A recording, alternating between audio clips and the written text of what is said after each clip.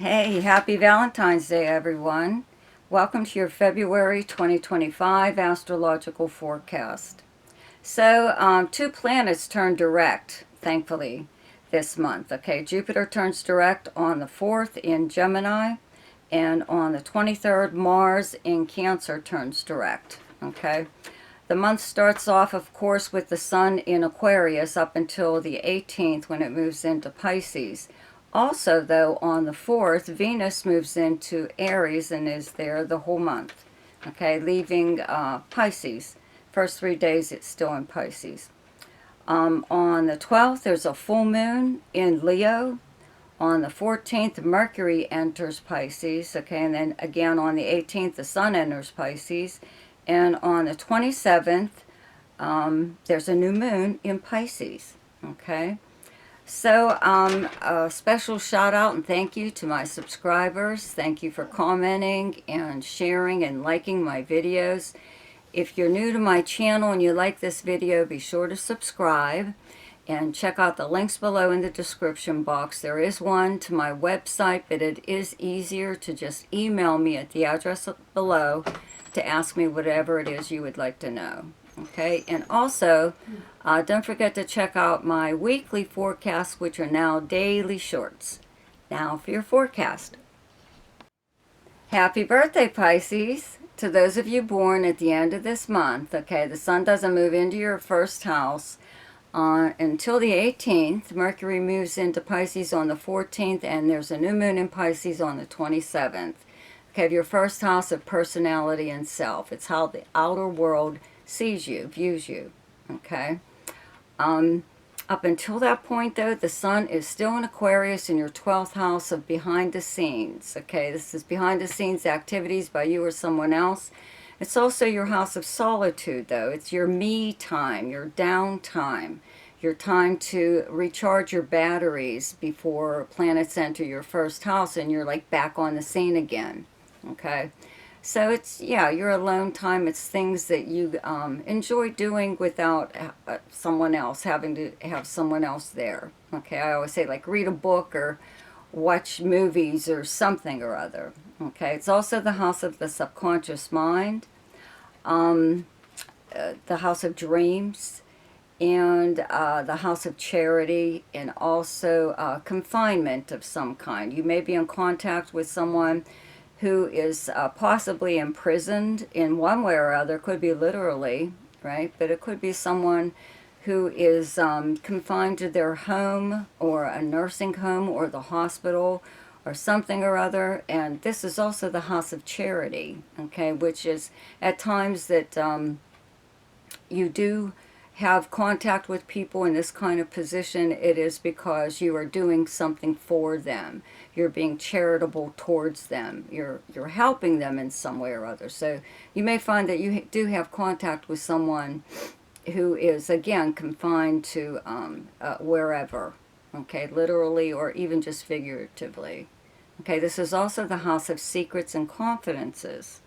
And Mercury moves, let's say, into your first house on the 14th. Up until that point, it's still here in your 12th house. And I always call Mercury in the 12th house the big investigator. Okay, especially now, Pluto is fully in Aquarius in your 12th house. So a lot of stuff is happening behind the scenes. A lot of powerful things. Pluto represents power. And if you watched my video on Pluto in all the different zodiac signs, you'll remember that I always say with Pluto in the 12th house, you are the power behind the throne. People are unaware of just how much pull you have, how much say you have, and how something happens, how things go down, whatever. Surprise, you know, to them anyway. You may even surprise yourself how much influence you can actually have, even just in the background. You know, you don't have to be right out there where everyone can see you, but you do have a lot of influence. And with Mercury in the 12th house, being the big investigator, if there is something that you were trying to find out about someone or something, anything, I'm pretty sure you're going to find whatever it is that you need at this time. You know, whatever you do with that information, that's up to you. You know, who knows why you were curious to begin with. You may also have a lot of conversations in private conversations, confidences, people telling you things that maybe you don't even want to know. You know, you've got enough to deal with yourself, right? Let alone taking on someone else's like anxieties or problems or whatever. Okay, uh, so the sun is still here up until the 18th. Then it moves into your first house on the 18th, okay, along with Mercury on the 14th, and a new moon on the 27th in your first house, where you already still have Saturn and Neptune transiting. And I want to mention this now. Both of those planets will be moving into Aries very shortly. Just briefly, they will go back into your sign. And then I believe next year they move fully into Aries, so you won't have to deal with them again, at least Neptune. Neptune takes such a long time to transit, you'll be long dead, probably, before it comes back into your sign. But anyways, so this is like, it's finishing up its transit. It's trying to anyways, okay? And what you were supposed to more or less learn from Saturn, that wasn't a lot of fun, you know, gave you a very stern or stable outlook on your life and your friends and just whatever. It opened your eyes to a lot of things. With Neptune being here and being your ruling planet, it does well when it's in your sign. However, you may have been a little bit too giving, you know. They always say in astrology that rose-colored glasses are associated with Neptune, you know, seeing things through rose-colored glasses. So you may have given friends or family, anyone in your life, attributes that they don't really have. You cut them a break is what you did, okay? You let them slide on a lot of things. And then Saturn came along and just, you know, straightened you up more or less. So that is what it's trying to do. Okay, it's not fun. It's not a lot of fun. But there are people that should not be in your life. So just keep that in mind. Okay? With the new moon in your sign on the 27th will bring a new beginning in this area. It is your beginning year. Okay, from February to next February. This new moon starts your personal new year. Okay? And having Mercury in your first house obviously makes you very talkative at this time. You're on the receiving and sending end of a lot of communications. More than likely regarding your birthday or something, you know, coming up, the plans coming up to celebrate it or do something, possibly go away even. We have Jupiter in Gemini turns direct on the 4th in your 4th house of your home and family. Okay, where you physically live, it's your family though, but it's also your past, your childhood. There may have been people re-entering your life over, you know, like since like last summer when Jupiter entered Gemini. So that kind of continues up until June.